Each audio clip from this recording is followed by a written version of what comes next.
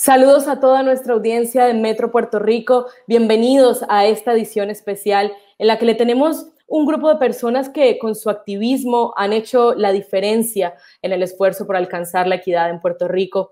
Hoy hablaremos sobre los retos que enfrentan en la vida cotidiana las personas de experiencia trans. Esto quiere decir aspectos como el acceso a la vivienda, el acceso a la salud y demás servicios esenciales para todas las personas.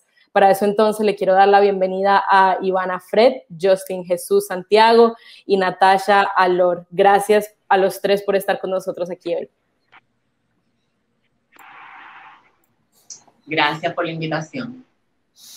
Ivana, quiero empezar contigo porque tu trabajo como activista en diferentes organizaciones ha impactado muchísimas personas de experiencia trans y quisiera que empezaras contándonos ¿cuál es el reto más recurrente que obviamente no solo tú con tu experiencia personal, sino con las personas con las que hablas a diario se enfrentan? ¿Cuáles esas cosas que más viven las personas de experiencia trans en Puerto Rico como retos?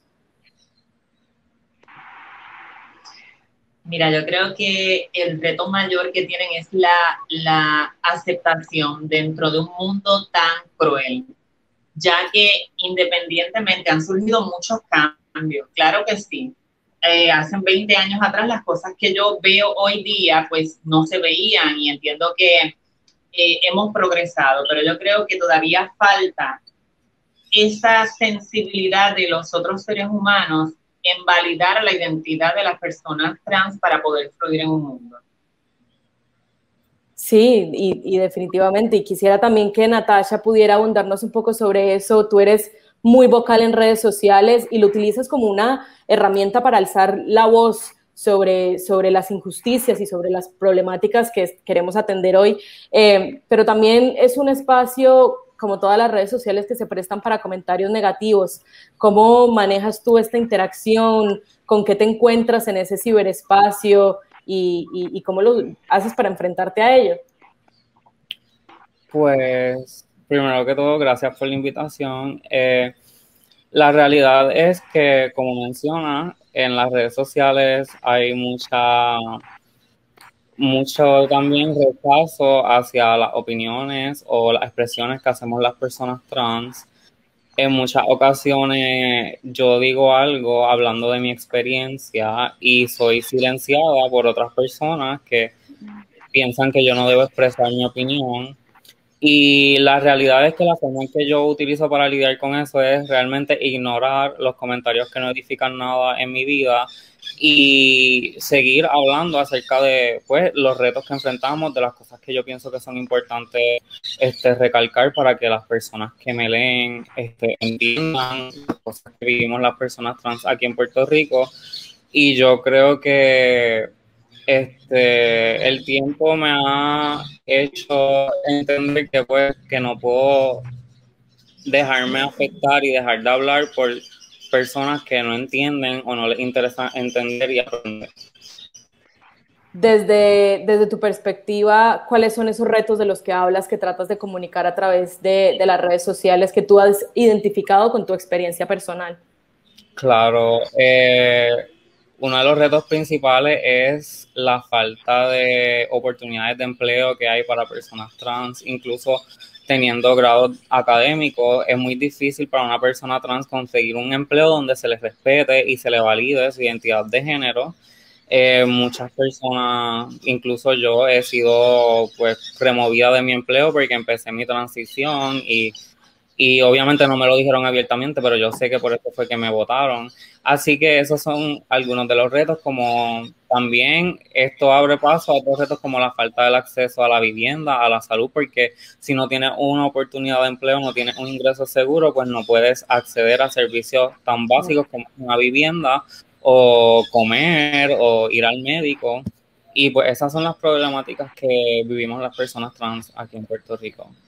Justin, y desde tu experiencia, tú fuiste el primer hombre transgénero que logró validar su identidad en el certificado de nacimiento. ¿Cómo ves ese legado en comparación con lo que ya nos comentó Ivana y nos comentó Natasha? ¿Cómo se emerge esa experiencia tuya también dentro de toda esta situación? Sí, yo fui el primer hombre transmasculino que validé mi identidad de género en el certificado de nacimiento. La primera persona fue Soraya Santiago, que lo hizo hace muchísimos años, una heroína de nuestro colectivo. Pues bueno, los espacios, básicamente los espacios de este país, donde las personas trans vivimos en desigualdad y precariedad, porque el propio Estado lo valida y lo propicia, pues son hostiles. Son hostiles las microviolencias que vivimos nosotros, son constantes y diariamente. Yo en mi caso, yo tengo lo que se llama un passing 100%, y pues en la calle, a menos que la persona me conozca o yo lo verbalice, pues no se percatan que soy un hombre de experiencia trans. No obstante, yo soy muy vocal y muy visible en todos los espacios en que me muevo, precisamente por eso, porque dentro del activismo mío yo pretendo que la sociedad puertorriqueña entienda que nosotros, las personas de experiencia trans y los hombres transmasculinos, a los cuales yo represento, existimos y tenemos el derecho a existir y a vivir en una sociedad con libertad, en paz y armonía, y que tenemos el derecho de que se nos validan todos los derechos humanos, que se le validan a todas las personas comunes y corrientes. O sea, yo no tengo miedo de expresar en ningún lugar y bajo ningún espacio, no importa cuál sea, en validar mi identidad de género, porque yo soy un orgulloso hombre trans. Nací trans, viví trans y moriré trans. Muy bien, así es. Ivana, veo que estás sonriendo. Quisiera saber cuál es tu reacción, por supuesto, a esto que está diciendo Justin y a la problemática que trajo Natasha también del ingreso al trabajo y de la parte laboral que afecta como si fuera una bola de nieve a todos los demás factores. Mira, me río primero que todo para contestar tu pregunta, porque es que Justin es una persona que yo admiro tanto que cada vez que lo escucho, pues me emociono. Pero anyhow, pues con relación a lo que Natasha dice, es muy cierto y es bien triste que todavía en Puerto Rico la comunidad trans siga pasando por estas situaciones en las cuales obviamente las oportunidades de trabajo son limitadas, la vivienda y el acceso a vivienda también es limitada y es bien triste porque es fácil en muchas ocasiones ver a la gente señalando porque hay muchas personas del colectivo trans realizando trabajo sexual, pero yo no veo que se paren a preguntar qué podemos hacer. Y cuando digo que se paren a preguntar es a la gente del gobierno, porque mira qué ironía. Señalan a este grupo de personas que está marginadas haciendo trabajo sexual, más sin embargo, van y le llevan condones. Por otro lado, las arresta la policía y entiende que están haciendo algo que es ilegal, pero no le brindan oportunidades para que no estén allí.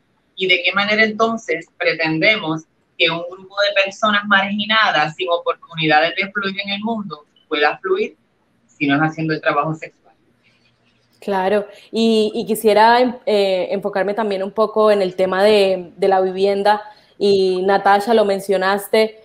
Desde tu perspectiva, entonces, ¿cómo crees que, además, por supuesto, de solucionar la parte del discrimen laboral, cómo se puede entonces ayudar a que las personas de experiencia trans puedan tener acceso a una vivienda no solo accesible, sino que sea un proceso fácil, que sea un proceso como el de cualquier otro? El gobierno ofrece incentivos para vivienda accesible para cualquier persona que tenga bajo ingreso, pero ¿cómo es entonces esa experiencia desde el lado de las personas de experiencia trans? Pues mira, de por sí para una persona cualquiera es difícil tener acceso a los servicios de vivienda pública, porque conozco mucha gente que se ha tardado meses en poder tener acceso a una vivienda.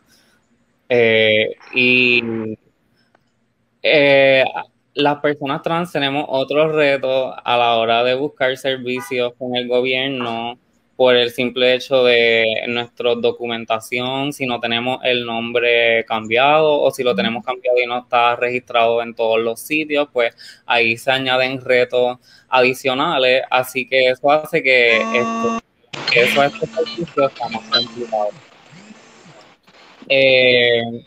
Y pues yo creo que una solución a esto sería que los procesos fueran menos burocráticos y que no tuviéramos que pasar tanto trabajo y que no se nos invalidara tanto en el proceso, porque inclusive para buscar un servicio, cualquier servicio, tenemos que pasar tantas microagresiones que eso nos desmotiva realmente de ir a buscar la ayuda porque no hay personal capacitado en estas agencias de gobierno para tratar a las personas trans con decencia humana. Poco a poco se ha habido un cambio, pero todavía falta mucho y creo que conforme se vaya haciendo política pública que haga valer los derechos que ya tenemos, porque sí tenemos derechos, lo que pasa es que no hay política pública que obligue a las personas a hacer valer nuestros derechos. Justin, Natasha traía un tema bien importante que era el de, por ejemplo, si el nombre está cambiado pero no aparece igual en todas las agencias del gobierno. Tú te enfrentaste también a este proceso durante eso que viviste con tu certificado de nacimiento. ¿Cómo desde tu experiencia fue eso de poder acceder a servicios del gobierno y que hubiese diferencias entre esos datos? Bueno, cuando yo decidí atemperar toda la documentación oficial a mi identidad de género, pues cuando fui a cambiar la licencia, pues los de la licencia me decían, tienes que tener un documento que con el nombre de Justin Jesús Santiago. Y yo le digo, es que ahora es que estoy cambiándolo, no tengo ningún documento, precisamente estoy haciendo esta gestión. Entonces, pues tienes que tener por lo menos el Seguro Social. Cuando voy al Seguro Social, me bajan con la misma disyuntiva y yo les digo, pero si es que necesito el Seguro Social con el nombre de Justin Jesús para poder obtener los otros documentos. O sea, formé una de las mías allí, porque yo, al ser un activista, pues no me dejo, como decimos nosotros. Claro. El caso es que el Seguro Social decidió entonces darme la tarjeta con el nombre mío, y entonces pude hacer los otros cambios. Pero en el caso mío, o sea, es hasta cierto punto, yo fui privilegiado porque yo, pues, como tengo, o sea, yo hice los cambios ya después de mayor y tengo mi profesión y tengo los recursos económicos, pues se me hizo mucho más fácil que a mis hermanas y hermanes que tienen precariedad económica precisamente porque no encuentran trabajo, no les dan trabajo. Y entonces, ¿cómo van a obtener vivienda si no tienen trabajo? O sea, desde el saque, si una persona, sea trans o no sea trans, no tiene trabajo, se le va a hacer mucho más difícil encontrar vivienda, encontrar tener la tarjeta de salud y todas esas cosas que hacen que una persona pueda vivir una vida más tranquila y en armonía. O sea, el propio Estado, en su opresión contra la diversidad sexual, es el que auspicia en que nosotros, las personas trans, vivamos en precariedad. La realidad es que la desigualdad que aflora precisamente en la falta de vivienda, en la falta de salud, en la falta de servicios de salud apropiados y dignos, en la falta de todo lo que es básico para un ser humano, para un ciudadano de una patria, pues hace que vivamos así. Hemos adelantado, pero como dijo la compañera, eso se queda en papel muchas veces, en papel, porque cuando vamos a la calle, el prejuicio es constante, las violencias son constantes, y nosotros por eso es que nos mantenemos todo el tiempo activados para tratar de que algún día podamos vivir tranquilos y tengamos nuestros derechos humanos respetados, no solamente validados, sino respetados. Ivana, quisiera traer también tu punto de vista sobre este tema de que las cosas se queden en papel y que no se implementen bien estos derechos. Hace poco hablábamos, por ejemplo, en el área del deporte, el Proyecto Dignidad presentó un proyecto en la Cámara en el que buscaban que se prohibiera la participación en los deportes de personas transgénero. Y aunque esto era algo que habíamos discutido antes contigo, Ivana, quisiera que nos trajeras tu punto de vista de cómo entonces, mientras suceden cosas como estos proyectos en la Cámara y en la legislatura, cómo entonces a la misma vez pueden estos legisladores como asegurarse o ratificar que esos derechos que ustedes tienen se implementen por ley. Mira, yo creo que hay muchos aliados. Últimamente han habido muchos aliados. Ahora bien, yo creo que lo más importante es que donde pongan la palabra esté el compromiso, y hay cosas que hay que darle continuidad. Y hablo desde mi experiencia como activista. He visto muchos líderes políticos que han prometido algunas cosas y que en efecto han creado órdenes ejecutivas o cosas que sí avalan a la mejoría de las personas de identidad trans. Pero entonces tiene otro líder político con otra visión o con otra propuesta y todo queda ahí. Se estanca. Yo creo que deben de ya empezar a fomentar leyes que realmente sean monitoreadas y sí se lleven a cabo a favor del colectivo trans, porque no creo que todavía sea justo que en el siglo XXI estemos luchando porque se nos dé un trato digno, estemos luchando porque a nosotros como colectivo trans se nos siga tratando de una manera diferente, cuando ya en otros lugares, en otros países, los movimientos son totalmente diferentes. Me refiero a los servicios de salud, por ejemplo. En otros países ya las cirugías son costeadas por el mismo gobierno. Y aquí en Puerto Rico todavía apenas estamos tratando de comenzar el uso de hormonas y que sea pagado por el plan del gobierno y reconociendo que es una necesidad que tienen las personas de experiencia trans. Yo creo que debemos de tener más que leyes y órdenes, realmente gobiernos responsables, gente que quiera trabajar para la comunidad de verdad y que no todo se quede solamente en papel, porque entonces va, como bien ha pasado, va a pasar un cuatrenio y se va uno, va a pasar otro cuatrenio y llega otro con una visión, pero el compromiso, ¿dónde queda? En la legislatura pueden estar las mejores personas y han estado y actualmente están, pero el compromiso tiene que ser real y que hayan cambios que uno pueda decir, ok, pues ahora sí me siento cobijada, ahora sí este es el Puerto Rico para todos.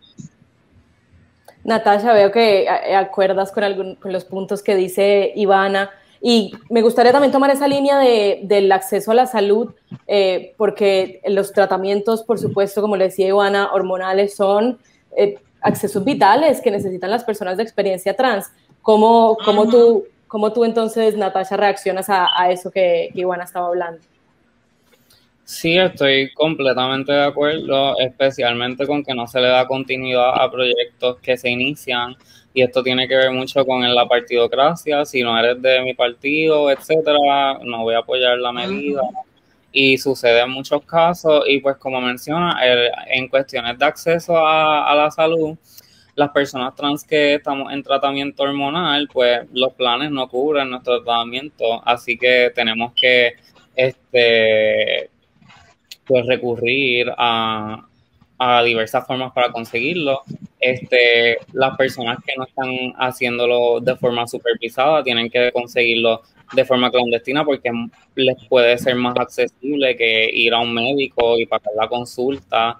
Inclusive asistiendo a las clínicas, hay veces que a mí me han dejado sin hormonas porque no hay citas para ir a ver a mi médico, y pues yo tengo que buscar otra forma de conseguir mis hormonas, porque si no hay citas, pues no me pueden dar el refill, etcétera. So, es un sistema completo que no favorece a pues las personas que van a recibir el servicio.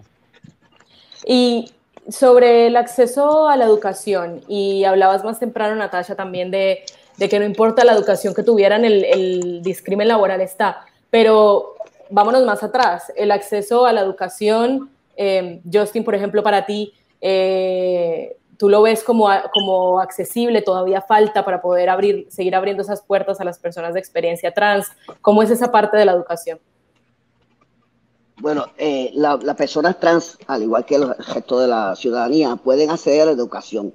El problema está en que tenemos muchos chicas, chicos y chiques, personas no binarias que tienen maestrías y hasta doctorados y están sumamente preparados y están trabajando en negocios de comida rápida, están trabajando arreglando cuartos en hoteles, limpiando baños, porque no consiguen trabajo.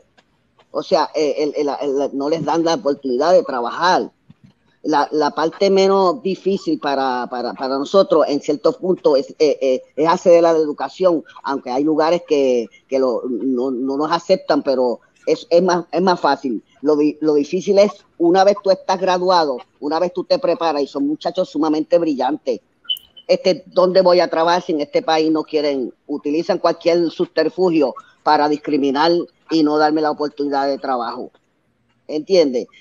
Precisamente ese es el problema. En la parte de salud tenemos médicos que abiertamente se niegan a atender una persona de experiencia trans. Abiertamente dice, nosotros no atendemos personas transgénero. Tenemos médicos ginecólogos, por ejemplo, hay chicos que tienen que ir a ginecología, chicos trans, y no, hay muchos ginecólogos que no aceptan atender a un chico transgénero.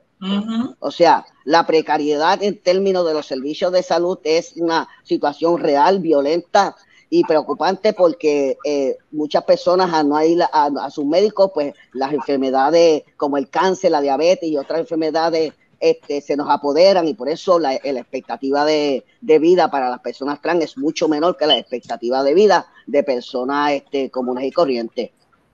Claro. Y digo, perdón, y digo comunes, me aclaro, digo comunes y corrientes en el sentido de la sociedad. Claro. En el sentido de esto de la sociedad.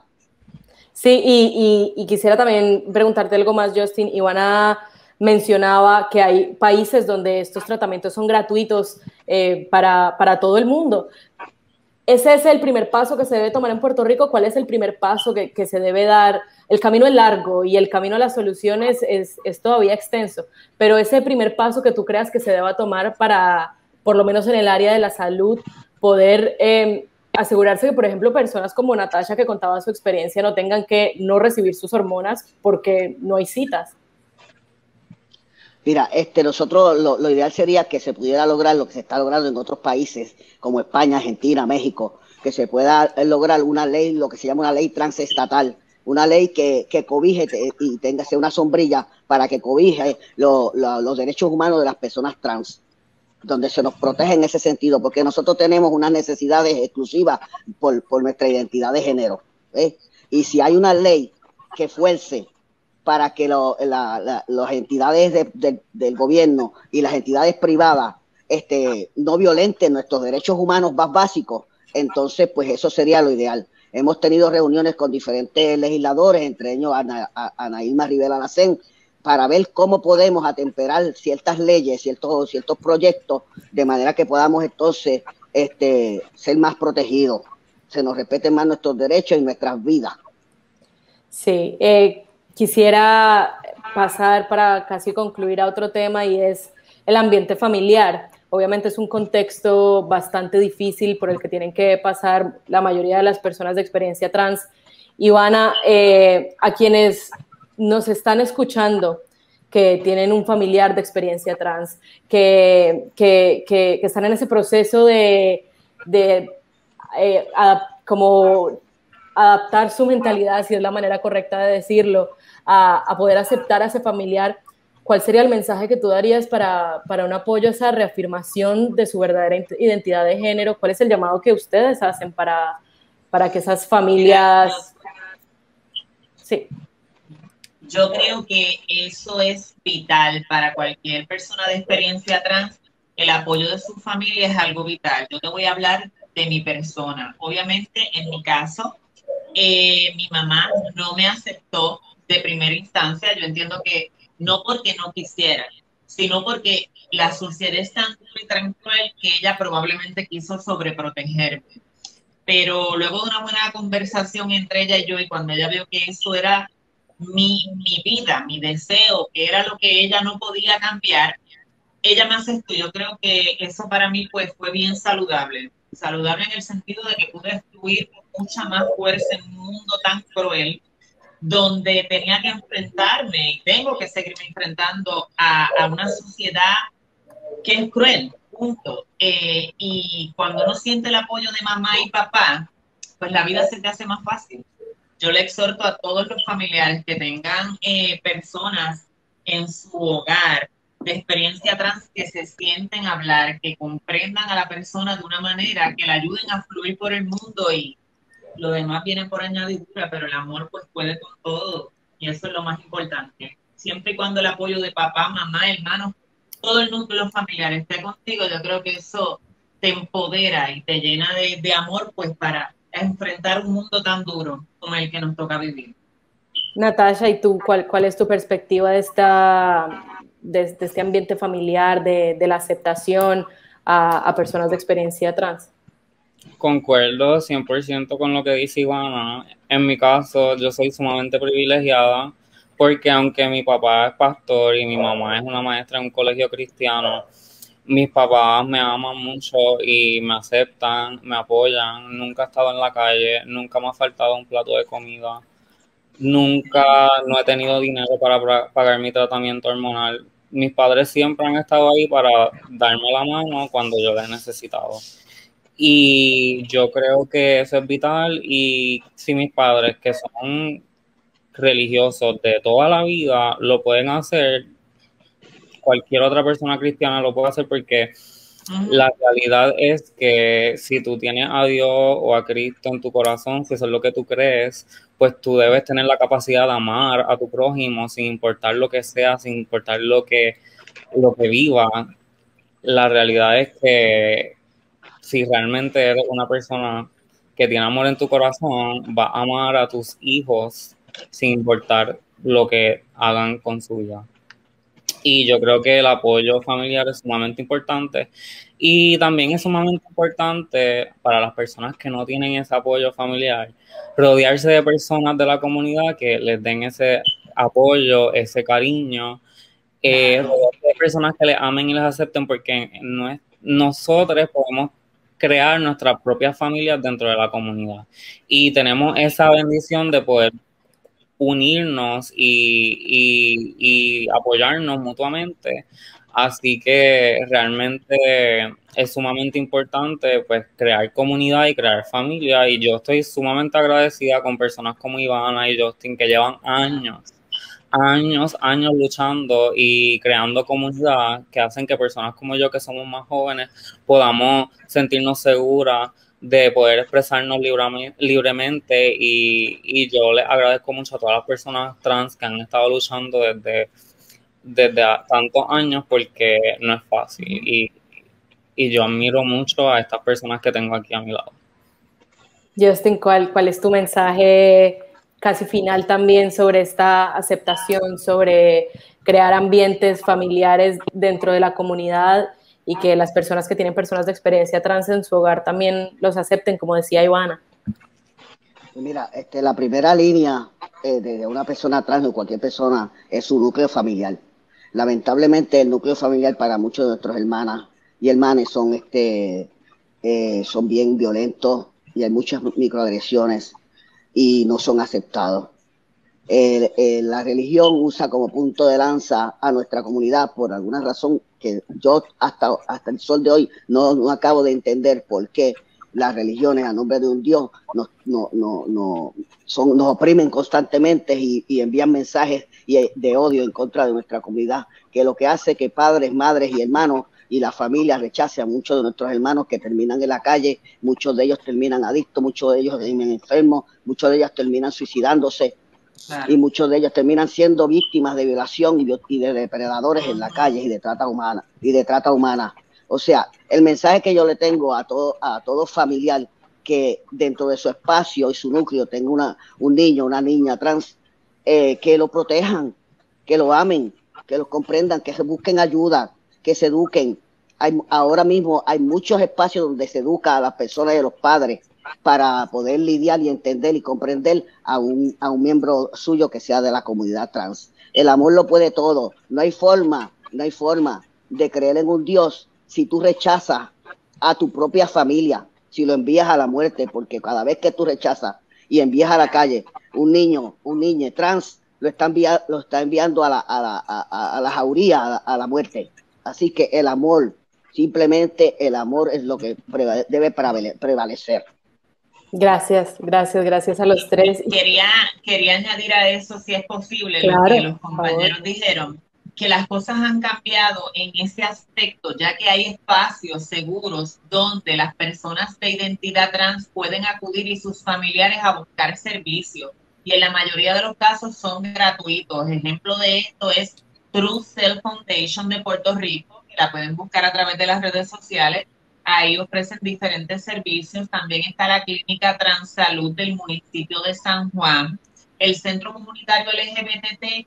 En estos tres espacios yo les puedo asegurar que hay psicólogos que ofrecen servicio gratuito para poder ayudar a estas familias a crear pues ese ambiente y no pasar por situaciones difíciles. Ivana, quiero también abrirte estos últimos minutos para que nos hables del Festival Pride que van a hacer en Cataño, que viene por ahí, así que cuéntanos un poquito de detalles sobre eso. Pues mira, este próximo domingo, el primer Pride que se celebra en Cataño, creado por mujeres de experiencia trans, va a ser una caravana que luego va a culminar en el restaurante El Picapollo de Cataño con un show de transformistas. Allí pues vamos a estar varias personas del colectivo trans, así que invitamos a toda la familia puertorriqueña y a todos los aliados del colectivo trans y LGBT a que se den cita a esta caravana que va a ser la primera en el pueblo de Cataño. Gracias, Ivana. Y gracias también, Natasha y Justin, por compartir con nosotros estas experiencias que son tan valiosas, sobre todo también para, como decían, los niños y jóvenes que nos escuchan ahora y que necesitan de esas experiencias para poder seguir adelante. Así que gracias también a todos ustedes por sintonizarnos hoy. Como saben, hay muchos recursos que Ivana mencionó. Si necesitan ayuda, si necesitan acompañamiento, los vamos a estar también publicando para que ustedes tengan acceso a ellos. Muchas gracias y sigan conectados de todas las plataformas digitales de metro.pr.